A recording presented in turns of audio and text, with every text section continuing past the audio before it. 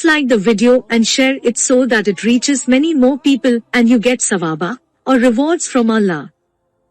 This could be a sawabe jariyah or continuous reward for you long after you are gone. Volume 5, Book 59, number 689. Narrated by Tariq bin Shabab. Some Jews said, had this verse been revealed to us, we would have taken that day as Eid, festival. Umar said, what verse?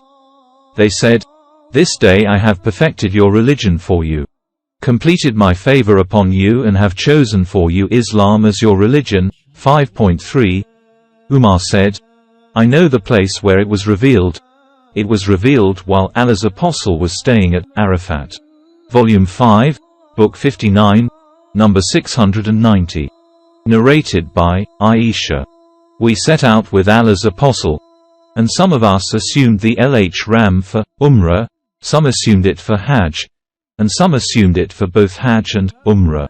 Allah's apostle assumed the Ihram for Hajj. So those who had assumed the Ihram for Hajj or for both Hajj and Umrah did not finish their Ihram till the day of An-Nahr, i.e. slaughter of sacrifices. Volume 5, Book 59, number 691. Narrated by Malik.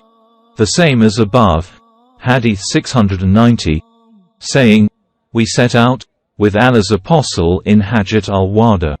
Volume 5, Book 59, number 692. Narrated by Malik. The same as above, Hadith 690.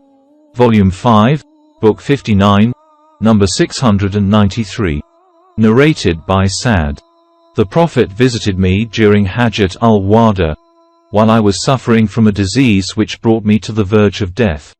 I said, O Allah's apostle, my ailment has reached such a bad state as you see, and I have much wealth. But I have no one to inherit from me except my only daughter. Shall I give 2/3 of my property as alms, in charity? The Prophet said, no. I said, shall I give half of my property as alms? He said, no.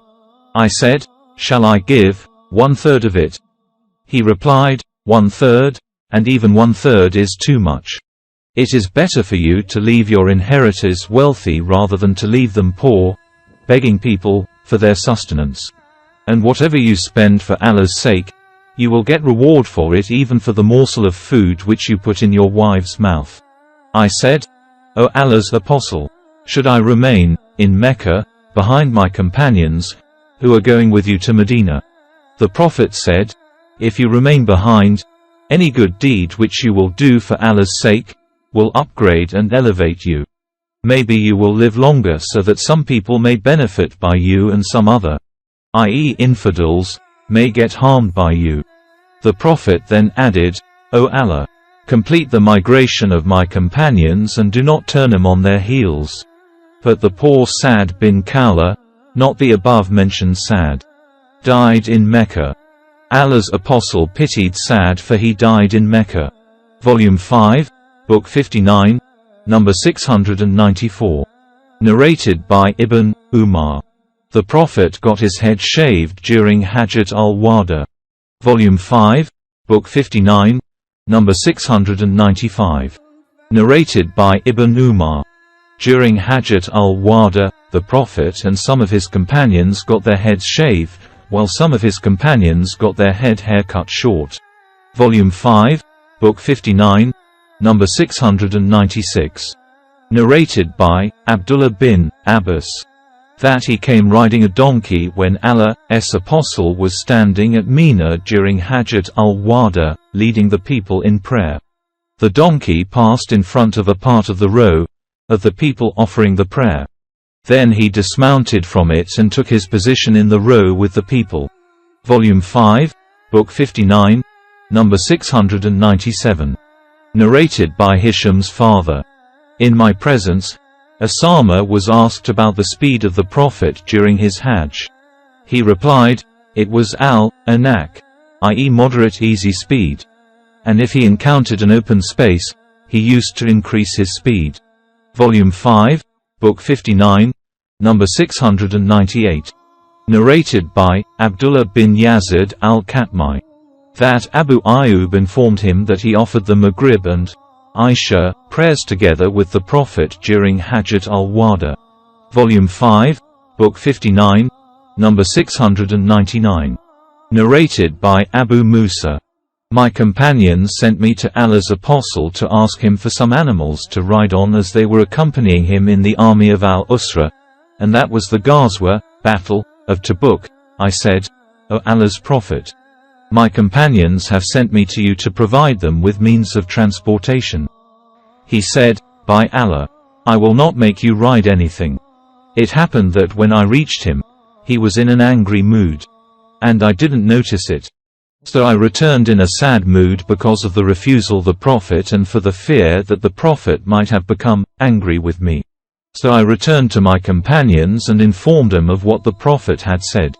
Only a short while had passed when I heard Bilal calling, O Abdullah bin K. I replied to his call.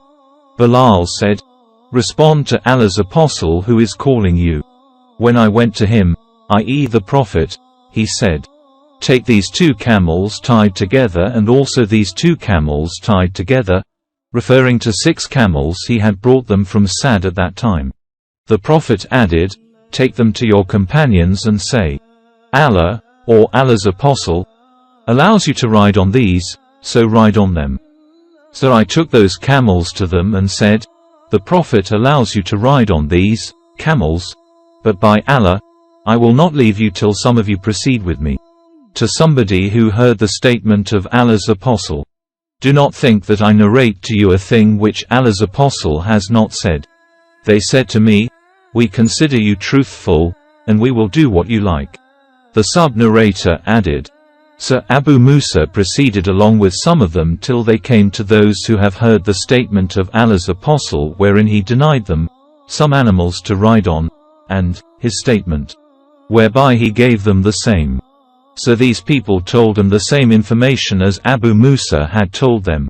Volume 5, Book 59, number 700. Narrated by Sa'd. Allah's Apostle set out for Tabuk, appointing Ali as his deputy in Medina.